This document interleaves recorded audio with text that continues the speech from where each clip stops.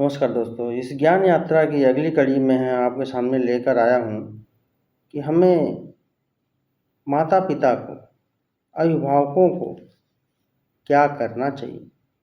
बच्चों में कैसे संस्कार को स्टेप बाय स्टेप उनकी आदतों में डालना चाहिए।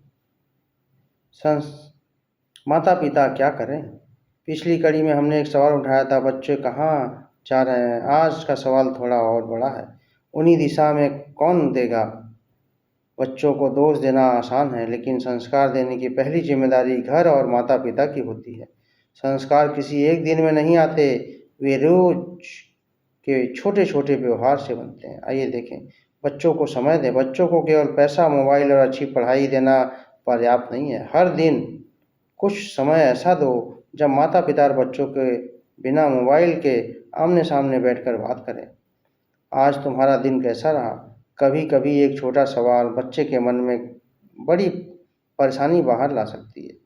पहले खुद उदाहरण बनें। बच्चे हमारी बातें कम, हमारे व्यवहार को ज़्यादा देखते हैं। हम चाहते हैं बच्चा झूठ न बोले, तो हमें भी झूठ से बचना होगा। हम चाहते हैं बच्चा बड़ों का सम्मान करे, तो हमें भी घर के बड़ों का सम्मान दिखाई देना चाहिए। बच्चों को संस्कार सिखाने का सबसे प्रभावशाली तरीका है, खुद संस्कारों का पालन करो। सही और गलत समझाएं, केवल डांटे नहीं। गलती होने पर तुरंत चिल्लाना हर समस्या का समाधान नहीं है। बच्चों से पूछिए, तुमने ऐसा क्यों किया? फिर समझाइए, इसका सही तरीका क्या हो सकता था। गलती को अवसर बनाएं, सुधार का, अपमान का नहीं। मोबाइल और सोशल मीडिया पर संवाद रखें। मोबाइल दुश्मन नहीं है, लेकिन बिना मार्गदर्शन के उसका उपयोग बच्चों के विचारों को प्रभावित कर सकता है।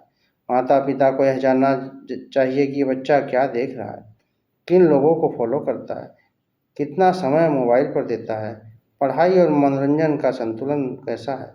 लेकिन तरीका जासूसी का नहीं, विश्वास और संवाद का होना चाहिए। घर में संस्कार की छोटी परंपराएं बनाइए। संस्कार के लिए बड़े-बड़े कार्यक्रम जरूरी नहीं, घर में छोटी आदतें शुरू की जा सकती हैं। सुबह माता-पिता को प्रणाम, भोजन से पहले कृतज्ञता, बड़ों का सम्मान, जरूरतमंद की सहायता, घर के काम में सहयोग, त्योहार और परिवार परंपराओं की जानकारी। छोटी आदतों से धीरे-धीरे बड़ा चरित्र बनाती है।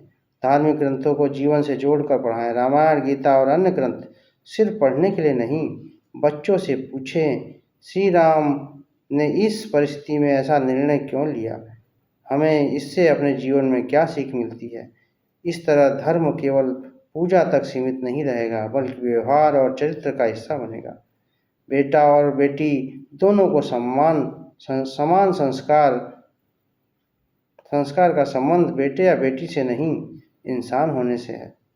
बेटे को सम्मान करना सिखाएं, बेटी को आत्म सम्मान सिखाएं। बेटे को जिम्मेदारी दें, बेटी को भी जिम्मेदारी दें। दोनों को सिखाएं, सम्मान लो भी और दूसरों को दो भी। हर सुविधा उपलब्ध करा देना बच्चों को मजबूत नहीं बनाता। घर के छोटे कामों में शामिल करें। अपना कमरा करना व्यवस्थित करना, अपने सामान की जिम्मेदारी लेना, घर के बुजुर्गों की मदद करना, ये छोटी बातें बच्चे में जिम्मेदारी और आत्मनिर्भरता पैदा करती है। देखो, शर्मा जी का बेटा कितना अच्छा है, ऐसी तुलना बच्चे में आत्मविश्वास को चोट पहुंचा सकती है। हर बच्चे की अपनी क्षमता होती है। तुलना करने के बजाय पूछें, कल से आज तुमने क्या बेहतर किया? बच्चों को दूसरों से नहीं, अपने कल से बेहतर आज बनने की प्रेरणा दें। बहुत ज़्यादा कठोरता भी ठीक नहीं, और इतना अधिक लाड़ भी नहीं कि बच्चा सही गलत का अंतर भी भूल जाए। जहाँ प्रेम हो वहाँ अनुशासन भी हो, जहाँ अनुशासन हो वहाँ संवाद भी हो। बच्चों को यह महसूस होना चाहिए, मेरे माता पिता मेरी गलती से नाराज़ हो सकते हैं, लेकिन मेरा साथ कभी नहीं छोड़ेंगे।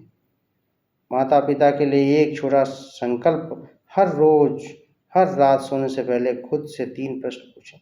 क्या मैंने आज अपने बच्चे से दिल से बात की? क्या मैंने आज उन्हें कोई अच्छी बात अपने व्यवहार में सिखाई? क्या मैंने आज उनसे मन से को समझाने की कोशिश की। अगर इन तीनों प्रश्नों के उत्तर ईमानदारी से खोजने लगें तो शायद बच्चों को बदलने से पहले हमारा अपना घर बदलना शुरू हो जाएगा। ग्रंथा राजा तथा प्रजा, यथा राजा तथा प्रजा। जैसा नेतृत्व और वातावरण होता है वैसे ही उनका प्रभाव अगली पीढ़ी पर पड़ता है। आज के परिवार के संदर्भ में इसे ऐसे समझ सकते हैं, जैसा घर का वातावरण वैसा ही बच्चे का संस्कार। हमारी बच्चे हमारी सलाह भूल सकते हैं लेकिन हमारा उदाहरण याद रखते हैं। बच्चों को केवल बड़ा मत कीजिए, उन्हें अच्छा इंसान बनाइए। उन्हें केवल डिग्री मत दीजिए, विवेक भी दीजिए। उन्हें केवल सफलता का रास्ता मत बताइए, सही रास्ते पर चलना भी सिखाइए। शिक्षा जीवन चलाती है लेकिन संस्कार जीवन की दिशा तय करते हैं। याद रखिए, मजबूत समाज की शुरुआत किसी संसद या संस्था से नहीं, एक छोटे से घर से होती है। ज्ञान से आत्मनिर्भरता और आत्मनिर्भरता से समृद्धि। धन्यवाद।